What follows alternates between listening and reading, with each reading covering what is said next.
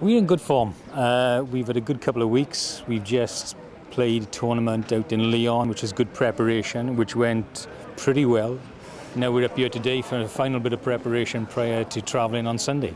Now your coach, Paul John, has always said he wants competition for places. You've obviously got 15, 16 boys here. How difficult is it going to be to trim that down to the 12 for the World Cup? Oh, it's those last few critical spots, isn't it? You know, we started off with a group of 28 and we've come down through the numbers and now we're at 16. So it's very important what happens today for a number of people. So selection-wise, you'll be burning the midnight oil tomorrow? Yeah, particularly for a couple of spots. It's going to be difficult in a couple of spots. Yeah. Now, obviously, you were involved in the last World Cup where you came away victorious. What can you take out of that tournament going into the next one? Well, in terms of the last World Cup, most people didn't see us come in. Most people thought we were rank outsiders, but well, you were 80-1. But we had played quite well over a number of tournaments coming into that World Cup. And what we'd built up a capability in terms of our playing base, and that capability was maturing. I can see some similarities with this year. We've had a good tournament in Hong Kong. We reached the final in Hong Kong, and we needed to do that to show that we could get to that level. It was a great final against Fiji, which we just narrowly lost out to in the end. But we came away with a semi-final in Glasgow.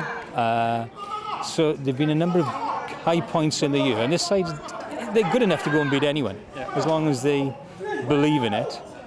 Because the World Series this year has shown that on their day, any team can beat all the other teams, can't they? Oh, absolutely. It's got a lot tighter. In my opinion, there are about 8 or 9 sides that are capable of winning you.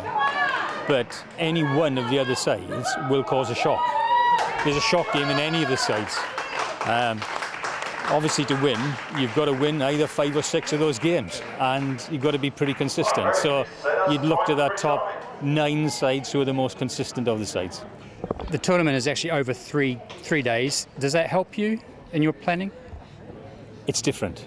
It's similar to Hong Kong. Yeah. So that's why Hong Kong was so important for us. Most tournaments are 2-day tournaments where you play 3 games on both days.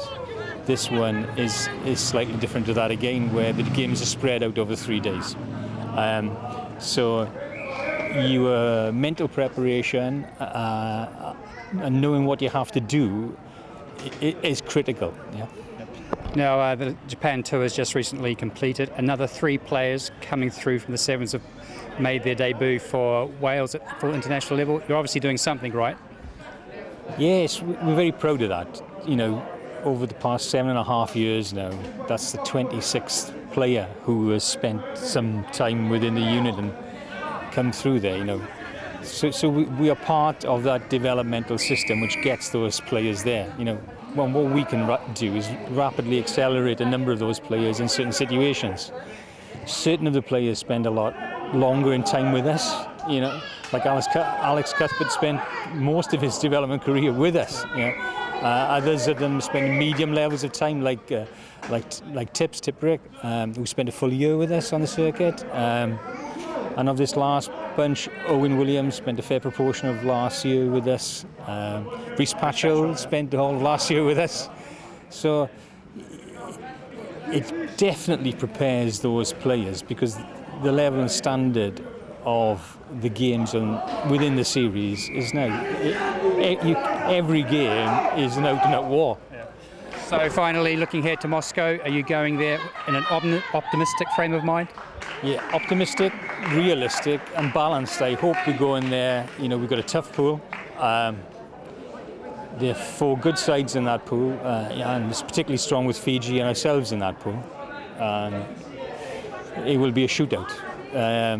The top 6 will go through and they will be 2 best runners up. So how important is it, if you do lose a game, but get as many points as you can, because it could come down to points difference to get the 2 best losing spots, couldn't it? And that's exactly how we won the last World Cup. Yeah. It was critical in terms of your ability to keep scoring and keep denying the opposition perhaps what people would perceive as the lesser opposition scores, because we went through on points difference and ended up then beating New Zealand, Samoa and Argentina to win the Cup. So it's very, very important. It's critical.